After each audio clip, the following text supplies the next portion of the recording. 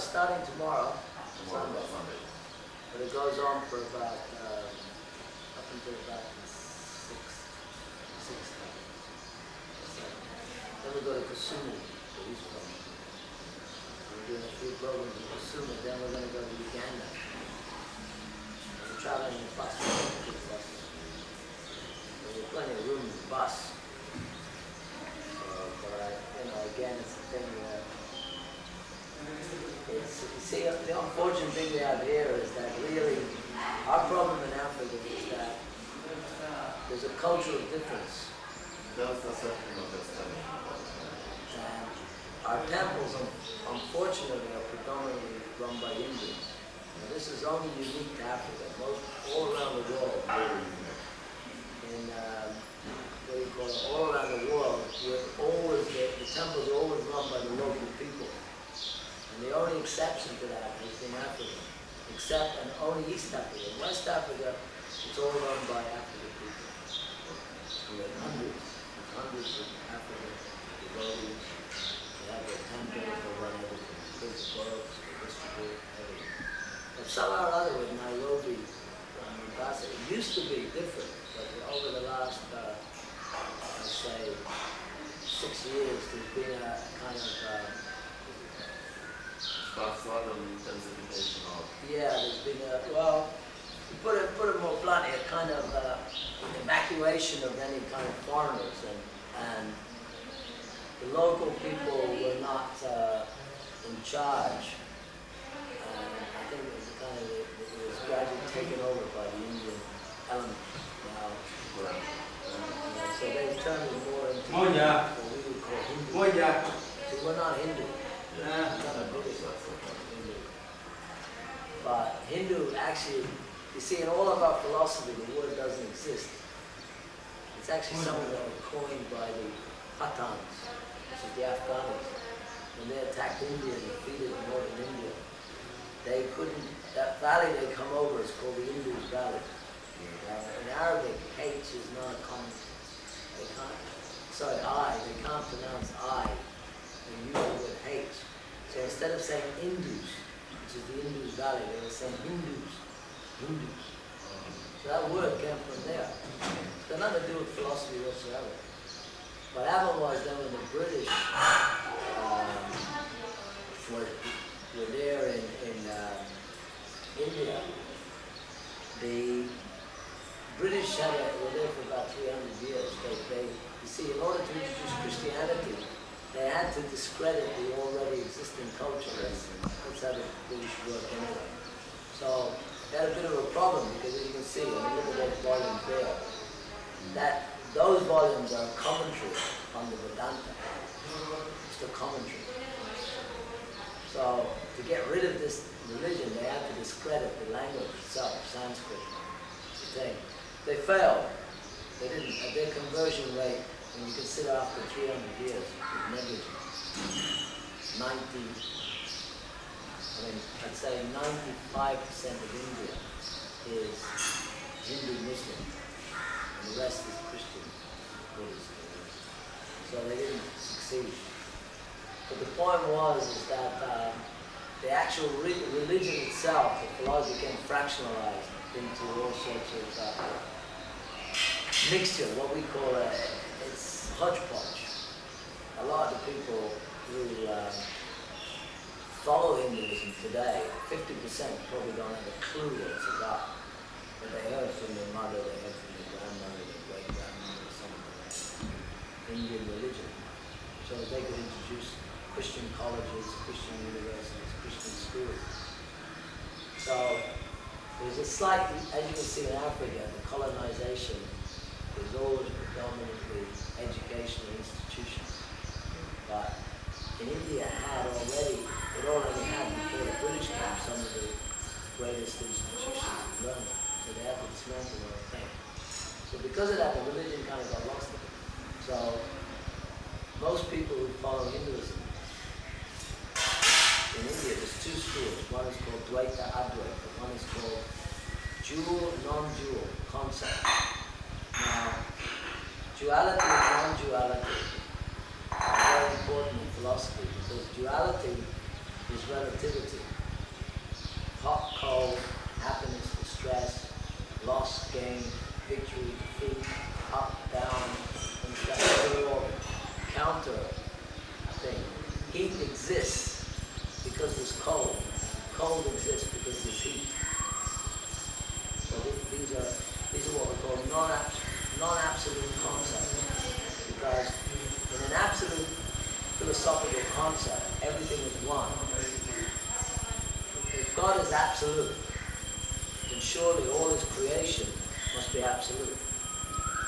You can't bring non-absolute from the absolute and still have an absolute equation. But, so in India you have one philosophy that say, well, God cannot be, he cannot be two things. He has to be one thing. As soon as you have two things, there's duality. This is their idea. Patanjali, so many different philosophies in India, 6 big philosophies in India. So, what happened in India, the Vedanta itself is done in codes. It's codes. Now these are coming in the form of slokas. They're verses. When you read the Gita, everyone is a verse, which is actually sung. Dharma Shetre, Puruk Shetre, Dharmavir, Yoksara, Mamatam, Navaschara, Kimmakura, Sanjaya. So, all those verses, they have vast meanings in them. So they're codes. And what it is that the great philosophers there who are empowered by God, they unwrap those codes. So like the word now, for instance, you got verses in the Vedanta. Tata Brahma Jignasya. Tata Brahma Jignasya means, Tata means now means in this human life, or at this present time, that you're in your highest development of consciousness. Brahma Jignasya. Brahma Jignasya means understand spirit. Now is the time to understand spirit. In all the other species, they have no facility to understand what is spirit, because they're matter. The animals are concerned with matter. The human is the only creature living who's concerned with God. So, the Vedanta in this code is showing that now you're a human. Now is the time to search out higher philosophy, search out Brahman, search out God.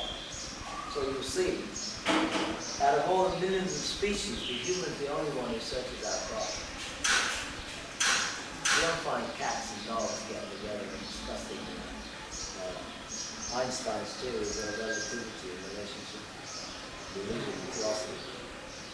So therefore, the human, so these verses they have vast meaning, but there may be only 3 words, but they can be elaborate. So what happened was that with the concept of non-duality, that God is non-dual, it's very difficult to understand because first of all, we live in a dualistic world.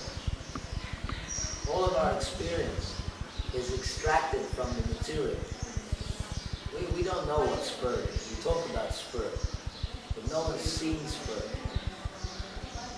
No one's actually experienced spirit. Just like mind. We can't see the mind. We can see the effects of the mind. We can see the effects of intelligence. We can also see the effects of the lack of intelligence. You understand? This is called relativity. In other words, where there's misery, we can understand to that degree what must be happiness. So our learning is relative in the material world. It's relative. Therefore, the concept of an absolute being, an absolute energy, in one school of Indian philosophy is that God is just pure energy. That would be also in Buddhism, Mayavadism, teachings of Shankara. It would be that God is just pure energy without form. It's a little bit like sunshine. That God is pure, unadulterated energy. Now that energy in the Vedanta is described that God's energy is called Brahman. Brahman is the energy that everything rests on. The actual, if you break down the molecular structure of this universe, right down to the subatomic, you would actually come to Brahman. Now, it's a little bit like this, that the sun planet is giving off sunshine. Now, you can't see the sun because of the sunshine. You understand? In one sense. You understand that the sun and the sunshine, in one sense, the sunshine and the sun are one. And yet they're different. So what the other philosophy is in the Vedanta is that God is a person. And from his body, because God's body is unlimitedly powerful, there's unlimited energy coming from it. So God is the energetic, and the energy is unlimited because he is unlimitedly energetic. Just like you've got energy. And your energy is limited to your body. But God, because he's unlimited, his energy is unlimited. So, therefore, the variety that appears in God's energy is because God is a person and he creates variety. The only people, it's only personalities that enjoy variety. You understand? Just like a tree. A tree is there in the middle of a garden, but the tree is not enjoying the garden. To enjoy the garden, you have to be conscious that I'm in a garden. This is a very beautiful garden.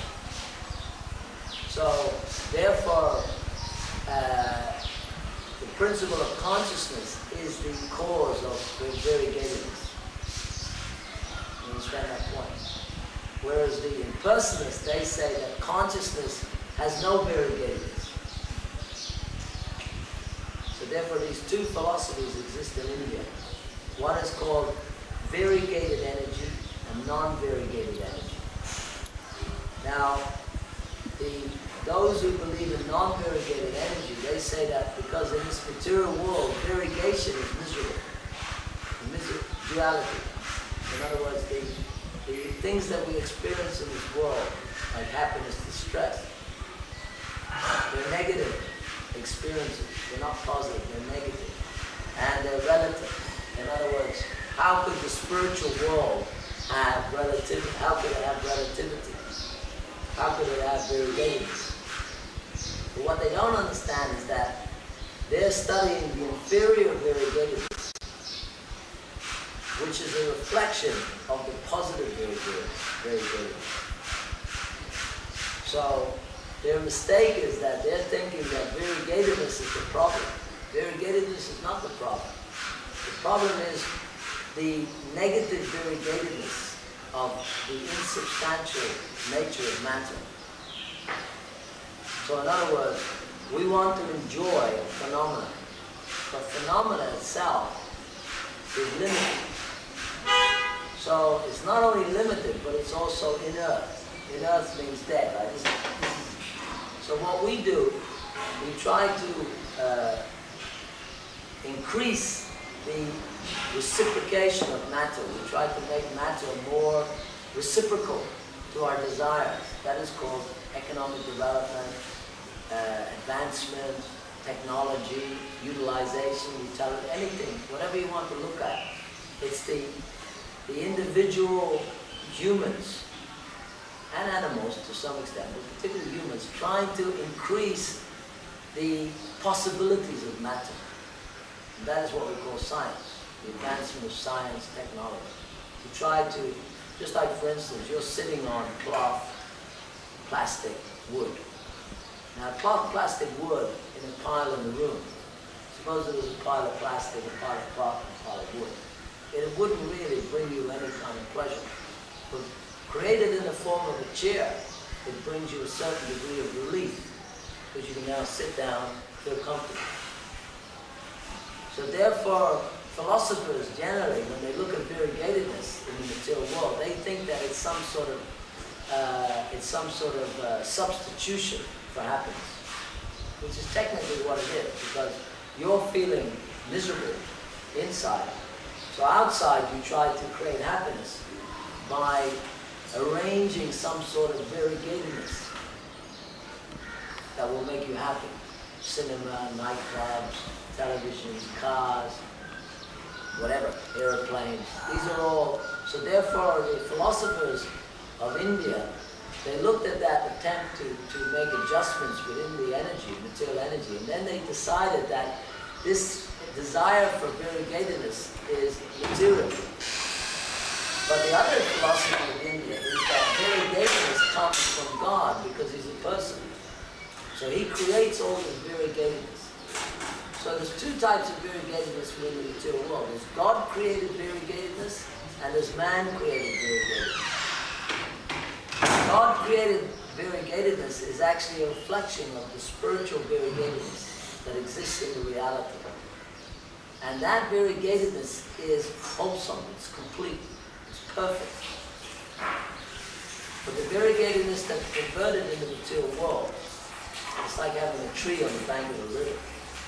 What it reflects in the water, the reflection is upside down, it's perverted. Now perversion is the opposite of the real thing. So in the material world, the variegatedness is perverted on desire. In the material world, the soul desires to be God. And therefore, he's trying to be master of matter. In order to bring about that mastership, he's trying to manipulate matter. And he's creating all sorts of variegated situations of mastership. He wants to be the ruler of the country. He wants to be the ruler of his house. He wants to be the ruler of his nation, or his job, or his this. He wants to rule over matter. So therefore, that type of variegatedness causes actual ignorance. But our philosophy is the Chintya Beta Beta Taka. We believe that God's energy is simultaneously one and different from God. And because God's a person, his energy is all personal. Everything in this creation is personal, because God's a person. So what we say is that in the spiritual world, there is absolute personal variegatedness. And that energy of the spiritual world is fully sentient, fully conscious. The trees are conscious, the ground is conscious, everything's conscious. In this material world, everything is unconscious. Matter is an inert substance, a dead substance. And the thing which tries to create variegatedness within this dead substance is consciousness. Because the nature of consciousness is variegatedness. That's the nature of consciousness. Just like, say for instance, I said to you, stand in the middle of this room for 2 days. After 1 hour, you feel inconvenienced. Because there's no variegatedness. You would become bored. After a day, you start to go crazy. After 2 days, you become worse. So anything which has consciousness does not like to be restricted in its movements. We are by nature a free agent. Because God is the supreme free agent. So we're always looking for freedom. But unfortunately, we're trying to find freedom in an energy which is not free. Matter works on the rules, on the regulations, on the conditions. And therefore, our so-called freedom is manifested in various forms of mechanization. We try to mechanicize matter. For instance, we want to fly in the sky, so we get a big piece of metal and create turbine engines and fly in the sky. But if we were really free agents, we could fly in the sky. Why would we need to use metal? Metal is an inferior substance. So in the material world, because of the limited nature of matter, we can't actually experience our real energy.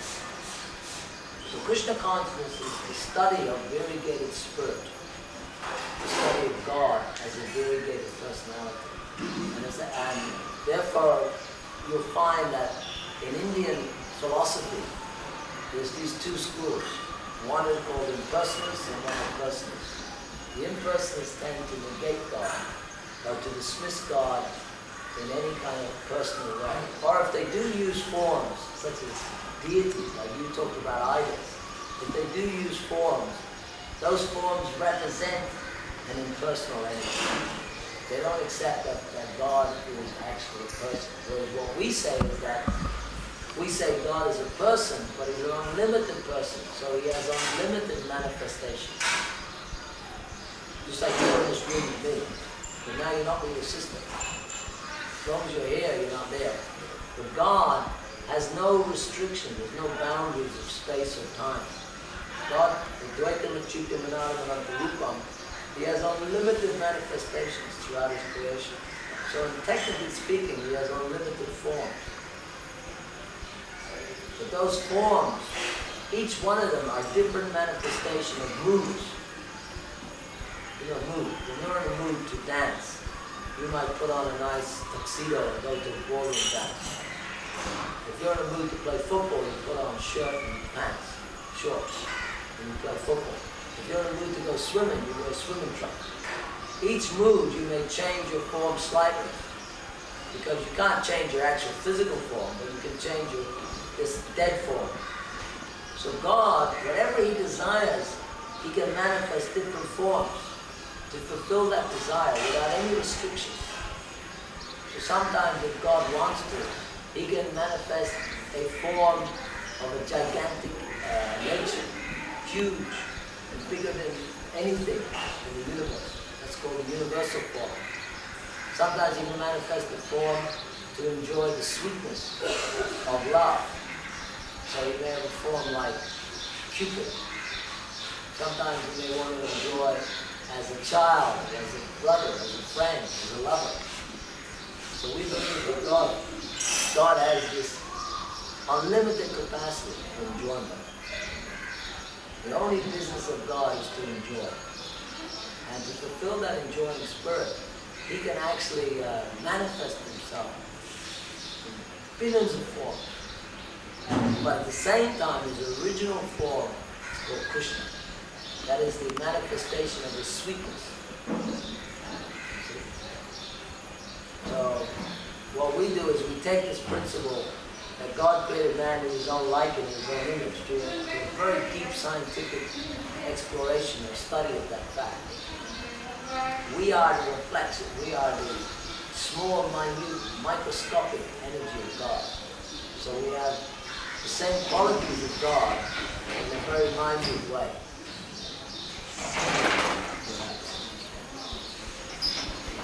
So what do you think?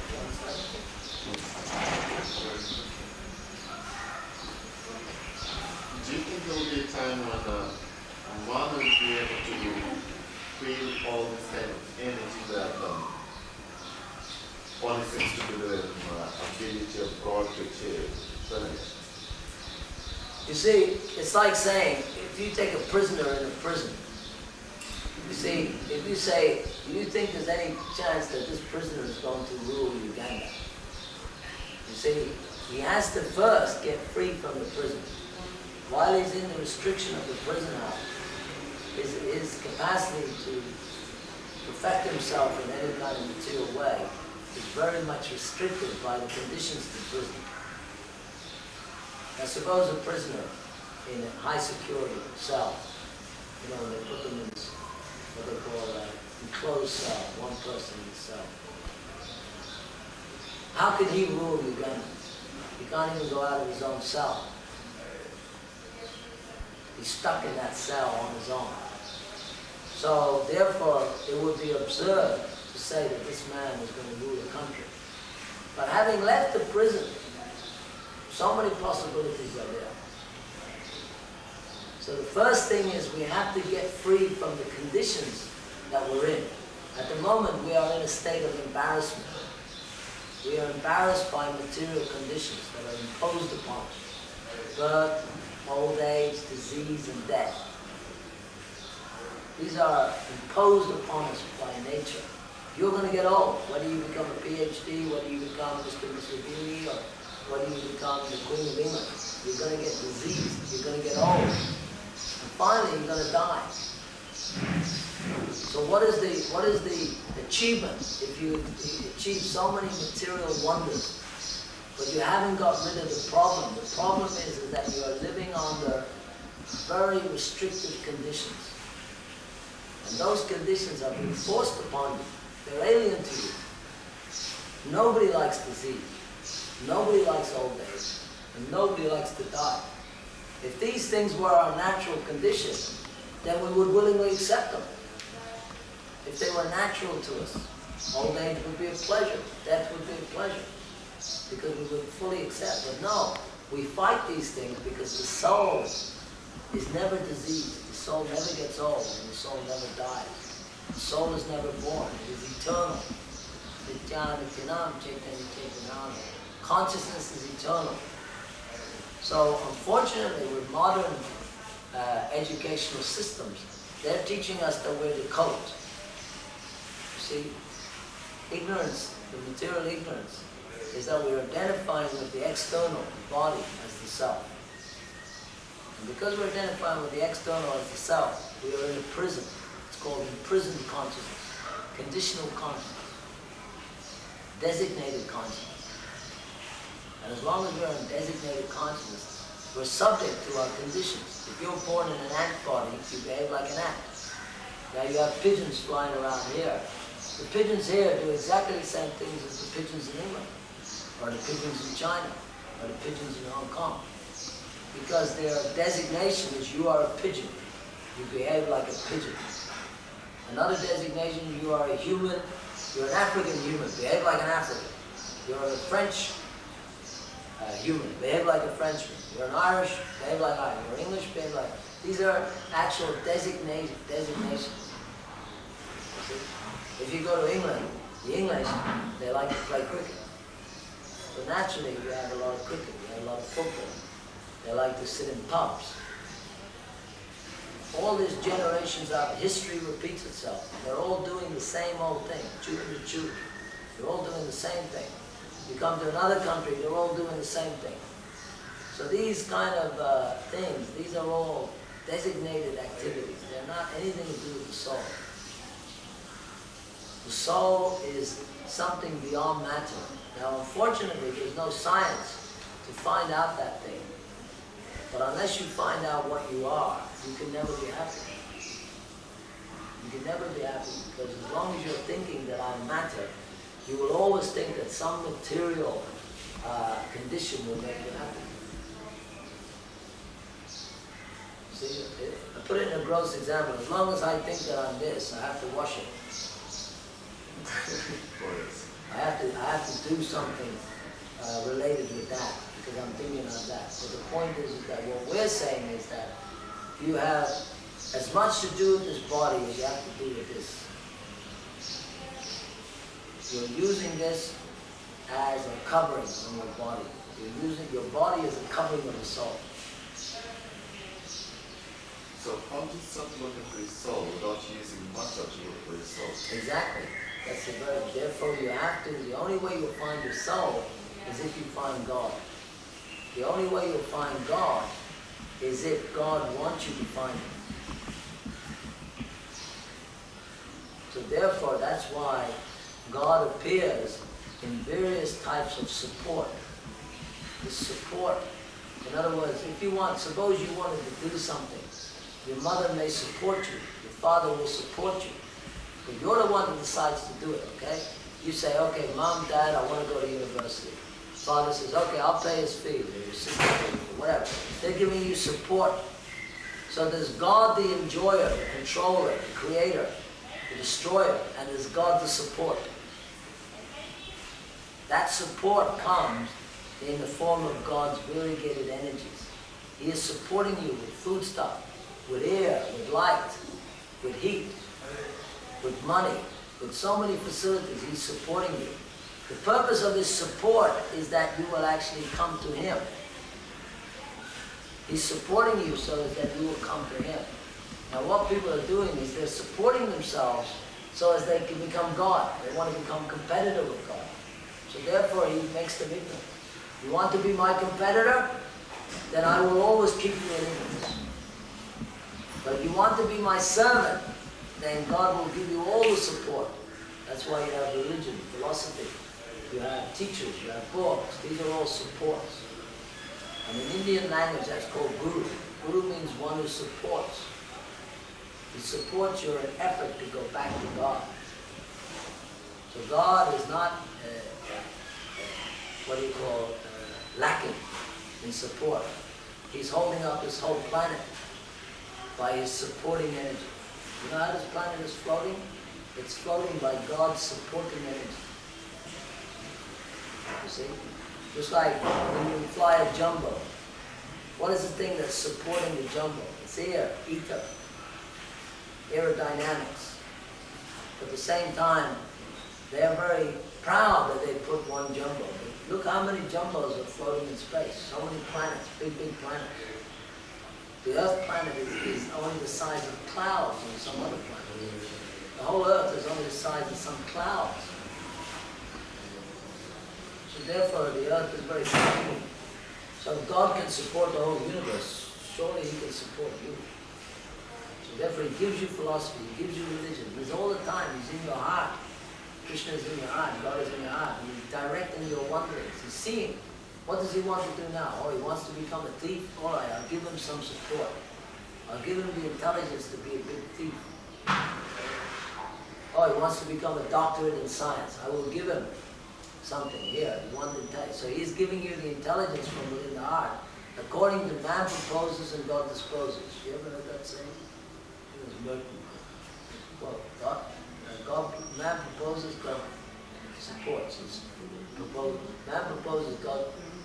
What is it, man? Disposes. Huh? Disposes. So when you have a desire, then that is facilitated by God. He's the facilitator. So if your desire is to know God, then you're a facilitator. That's why you're here today, hearing about God. If you have a desire. There are many people in the hall, you're the one that can. Isn't it? Not coincidental, because you have a desire. So through me, he's giving you information. Through these books, he's giving you information. Through the devotees.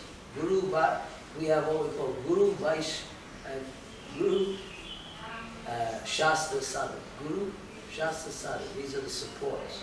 Guru means teacher. One who teaches by living example, not by talking. Living example.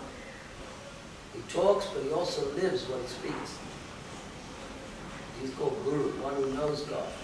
And then there's Shastra, the scriptures, and Sadhu means other holy men. They also give support. So, this is there. So if you want to know, we have volumes and volumes of books. We can give you more literature you can read for this life. Until you reach to grave, we will keep you some time. You've been at this for 7 years? I joined the end of 69, beginning of 70. In philosophy, what have you found out is the hardest? What has been the hardest thing to overcome? In philosophy? I don't think there's anything hard about philosophy. I mean, the thing is... contradictions or... Contradictions, you see, if you find contradictions, you have to be very careful, because when there's contra, something opposed, you have to find out where the opposition lies. Is it there in the philosophy, or is it there in your interpretation of the philosophy? Many times contradictions are something that exist in the mind. If a philosophy is absolute, and I make this challenge, if it's absolutely true, it has to be perfect in every single statement that it makes. In other words, if we've got 50 books, every single word in every one of those books have to be absolutely perfect, pure, complete truth in order to have that, what do you call it, authenticity of being absolute philosophy. So we claim that in our books, everything is perfect. That's a big claim. Very big. And if you find one word which is not perfect, then in any absolute philosophy, you must disregard all of it. Because the absolute truth does not suffer from the defects of the material world. There's no defects in absolute philosophy. I don't know if there's sex in heaven. I don't think so. That's not philosophy. How can you make such a... in other words, how can you say, I don't think so? If you have not been to heaven, how do you know it? So therefore, we can tell you what goes on, what sort of sex there is in the spiritual world. We can tell you everything about the spiritual world. Not just quite some question. Huh? It's still, my point I'm trying to make is that philosophy has to be complete. It has to be complete. It has to tell everything about matter that within your possibility of knowing. It has to tell you everything about the spiritual world also. Now obviously, your spiritual world is unlimited. So the degree that you want to understand the spiritual world will be a limited degree because you're in a limited condition. But at the same time, there has to be a very clear outline of what the spiritual world is, what the material world is, and who is the controller of both. So we can answer. If you ask us anything about the spiritual world, we will answer. Any question you want to ask, we can answer. We can tell you what God looks like, what He does. We can tell you where He lives. We can tell you what His house looks like. We can tell you who He plays with, who His friends are, who His parents are. We can tell you. We can even give you His telephone number. You want to ring Him up. You want to call Him. We can give you that also. You want to know what He eats for breakfast. We can tell you what He eats for lunch, what He does in the evening, what He does in His spare time.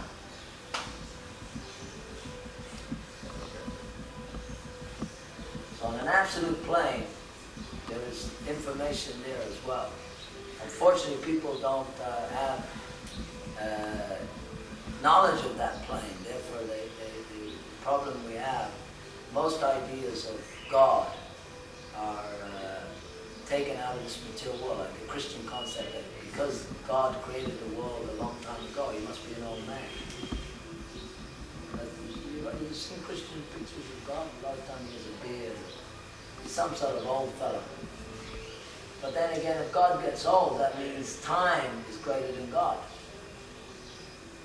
So that's a contradictory statement right away. Because if God gets old, then that means He's subjected to something above it, which is time. Time is the thing that causes old age. So if God gets in any way old, then that means He's been subjected to time. So that means time is God. Because if time is making God old, that means time is controlling God. So therefore, they're saying that actually time is greater than God. So that's ludicrous, because time is created by God. How can it be greater than God? Time I am, Krishna says in the Gita, time I am. He is time itself. So how can He get old? God never gets old. He never ages one crumb. So many things are there in different theologies, different philosophies. But if you study Vedic philosophy, you'll be very satisfied. You have to read it. You're an intelligent person. You should use your intelligence to get something which is permanent, Material things will come and go. There are so many PhDs loitering in the street. It doesn't mean because you've got a big material education that you're going to be able to solve your problems. But our philosophy is that the first thing that a man should learn is he should learn to become independent. Our educational system is to make men independent. Unless you're independent, you are not intelligent. What is the difference between a human and an animal? Is that an animal is dependent, and a human strives for independence. So the educational system is to make us independent. So by becoming this educational system, by getting some degree, and then you go along begging like a dog, someone, give me a job, employ me, otherwise you end up in the rubbish. That's not education, that's training dogs. Just like in the circus, they train dogs to jump to a hoop. So this so-called modern education system is not creating proper understanding of what is independence. Independence means to be free from material conditions. Unless you're free, unless you can control your senses. The highest political science, you wanted to study political science? The highest political science is to control your senses. You know that? The highest political science is to control yourself. Because unless you can control yourself, how can you control a country? He couldn't control himself. So he caused mass chaos. So what we're teaching is that the first principle of education is you control yourself. You're in control. Like we don't take any cigarettes, no tea, no coffee, no meat, no fish, no eggs. We don't watch television, don't listen to radio. We don't associate with women, we don't have sex life. We don't have any form of stimulations of any kind. Why don't you take tea or coffee? Because it's caffeine. It induces the mind with various effects. It's a stimulant. So it becomes a dependency. As soon as you have a stimulator, you become dependent on the stimulation. What about when you eat and you have drugs or that kind of thing gotten into your bloodstream? Even with healing, we use natural. We should use natural products, herbs and things. But even with healing, in an advanced level, you wouldn't need those things. But if you need to use, you can use drugs. Actually, the biggest healer is fasting. You fast. All animals, when they're sick, they fast. The human is the only one who eats when he's sick. So a lot of these drugs that they take, they're artificial. They're not really curing anything. They're just suppressing the disease. Like if you take antibiotics and things like that, they're not cures. They're suppressors. What they do is they push the thing further into the system. You see, what you call disease, a lot of times, is the actual problem manifesting itself, so as that you become aware of the problem. Now, with a lot of the modern drugs, they push it back into you, and it comes out another way. You don't actually get rid of it. So our Ayurveda system was based upon the science of the constitution of the body, how to keep the constitution perfect, so you don't get sick. In my own life, I'm 45 now, and I've never had a doctor. I never go to doctors. And I never take medicine of any kind, prescription. Because if you live a healthy life, you don't need these things.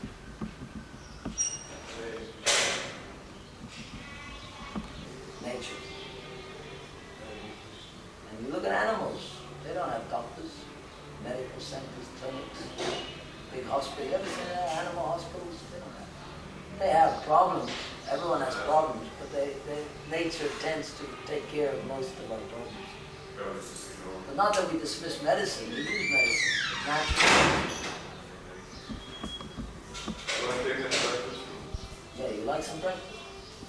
Why not? Yeah, come and take it. Have some breakfast, please. Take also.